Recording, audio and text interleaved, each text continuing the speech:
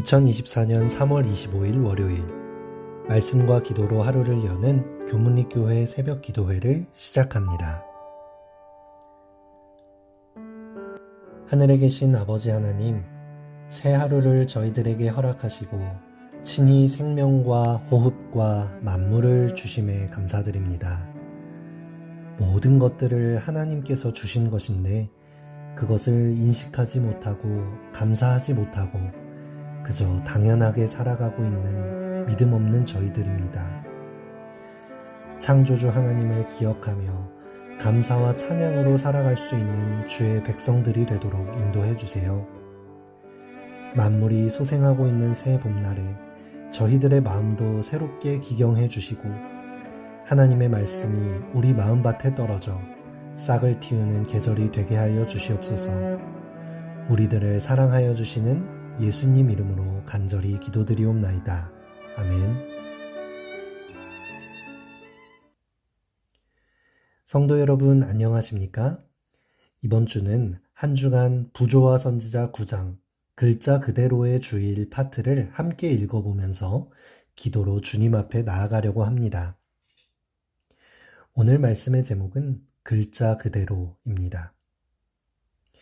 부조와 선지자 9장은 우리가 하나님의 말씀, 즉 성경을 대하는 기본적인 자세가 어떠한가를 우리에게 질문합니다. 우리는 하나님의 말씀을 글자 그대로 믿고 신뢰하고 있는가 하는 질문입니다. 부조와 선지자 112페이지에 있는 글입니다. 하나님께서는 세상 끝날까지 계속될 주일의 한 표본으로 친히 최초의 주일을 구분하셨다. 최초의 주일은 다른 모든 주일과 같이 24시간을 하루로 하는 7일로 구성되었다. 창조 사업에 6일이 걸렸다. 하나님께서는 제7일에 쉬시고 이날을 축복하셔서 사람의 안식의 날로 구별하셨다. 우리가 창조주간의 날들이 글자 그대로 24시간 하루라는 것을 깨달을 때에 이 이유는 아름답고 설득력 있게 보인다. 이 문구의 뜻은 무엇인가요? 많은 사람들이 성경을 읽으면서도 창조주 하나님께서 24시간 하루라는 시간을 만드셨고 6일 동안 이 세상을 창조하시고 7일에 안식하심으로 일주일 제도를 만드셨다는 그 말씀을 있는 그대로 믿지 못한다는 것을 전제하고 있는 것이죠. 우리들은 하나님께서 말씀으로 세상을 창조하셨다는 사실을 있는 그대로 믿으십니까? 24시간 하루 만에 빛이 만들어지거나 땅과 바다가 나뉘어지는 이 대격변이 일어났다는 것. 하루 만에 모든 동물과 식물들이 창조되었다는 사실을 있는 그대로 믿으시나요? 많은 사람들, 심지어 기독교 신앙을 가진 사람들까지도 내 머리로 이해할 수 없는 이 기적적인 성경의 부분들에 대해서 받아들이지 못한다는 것입니다. 예를 들어 어떤 신학자들이나 과학자들은 진화론적 창조론이라는 개념을 만들어서 가르칩니다. 세상의 기원이 우연히 생겨났다고 하는 진화론적인 사상을 거부하고 하나님께서 생명을 만드신 것에 대하여는 인정하지만 창세기에서 하루에 한 부분씩 창조하셨다는 것은 상징적으로 해석하는 것입니다. 왜냐하면 그것을 우리 머리로 이해할 수 없기 때문이죠. 그래서 성경에서 말하는 하루는 24시간이 아닌 상징적인 시간이고 오랜 시간에 걸쳐서 다양한 모습으로 진화되었다라는 과정을 받아들여서 세상의 진화론적인 과학과 성경의 창조론을 합쳐버리는 것입니다. 이러한 이론이 왜 생겨납니까? 성경이 말하는 창조론과 과학 사이에 다리를 놓아서 사람의 생각으로 다 이해할 수 없고 설명할 수 없는 성경의 부분들을 우리가 이해할 수 있는 범위의 것으로 만드는 과정입니다. 출애굽에 일어났던 홍해가 갈라진 사건, 예수님께서 물 위를 걸으신 기적 등을 하나님의 신적인 능력으로 보는 것이 아니라 어떤 자연 현상으로 설명하거나 오병이어의 기적 같은 것을 아무도 도시락을 내놓지 않았지만 소년이 가져온 도시락에 예수님께서 축도하셨을 때에 다른 무리들도 그것에 감동받아 모두 자신의 음식을 내놓았다고 하는 사람의 노력과 헌신의 내용으로 해석하는 식으로 성경 말씀을 있는 그대로 믿지 않고 사람의 상식과 과학으로 이해할 수 있는 범위의 것으로 해석하여 받아들이는 모습들입니다. 사람들은 오히려 이것이 맹신적이지 않고 더 합리적이고 지적인 모습으로 받아들입니다.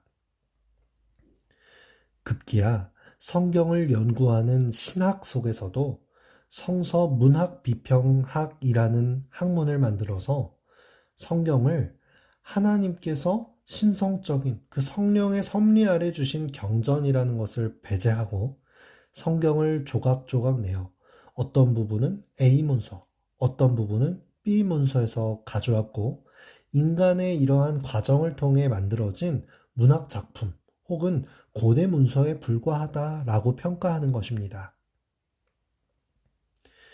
우리가 하나님의 말씀을 대하는 기본적인 자세는 어떠해야 할까요? 하나님의 말씀 속에 담긴 사상에 나의 사상을 맞춰야 할까요? 아니면 인간의 지식과 논리로 이해되는 것만 성경을 받아들여야 할까요? 사실 하나님의 말씀을 내가 이해할 수 없는 부분까지도 믿고 받아들이며 오히려 나의 기준을 내려놓고 하나님의 말씀의 기준으로 살아가겠다고 하는 결심이 우리 신앙생활의 시작일 것입니다.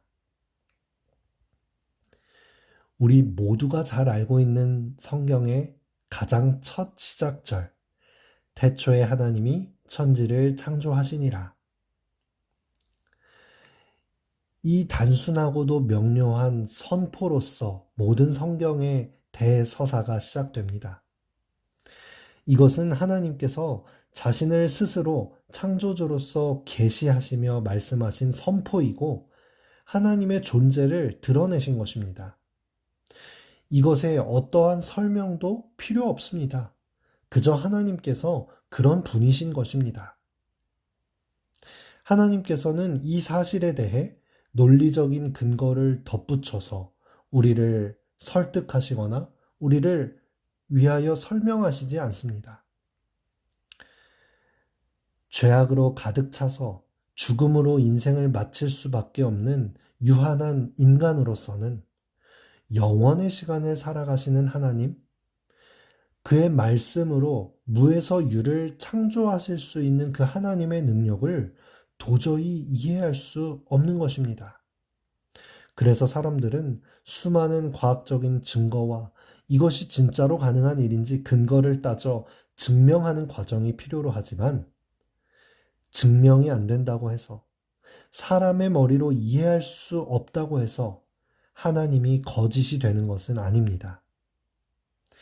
하나님께서는 우리의 이해와 상식 속에 존재하시는 분이 아니라 오히려 인간이 이렇게 과학적이고 이성적인 사고를 할 수 있도록 지혜로운 존재로 만들어주신 분이십니다. 인간의 모든 상식을 만드신 만유의 주제라는 것을 그저 선포하시는 것입니다. 하나님을 믿는다는 것은 인간의 머리로 하나님을 이해하는 것이 아니라 하나님을 나의 창조주로 인정하고 하나님의 말씀을 믿고 순종하며 살아가는 것입니다.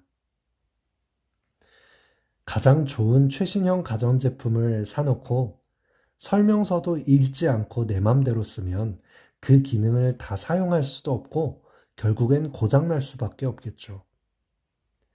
만든 사람이 가장 이 물건을 잘 사용할 수 있도록 써놓은 설명서대로 그것을 사용하는 것이 가장 좋은 방법인 것입니다. 설명서를 읽고 아무도 이것이 왜 그러냐고 이해할 수 없으니 내 맘대로 쓰겠다고 하는 사람은 없습니다. 그저 그 설명서대로 방법을 익히고 사용하는 것이죠. 인간과 온 세상을 만드신 하나님의 말씀을 있는 그대로 받아들이고 순종할 수 있는 믿음을 가지면 좋겠습니다.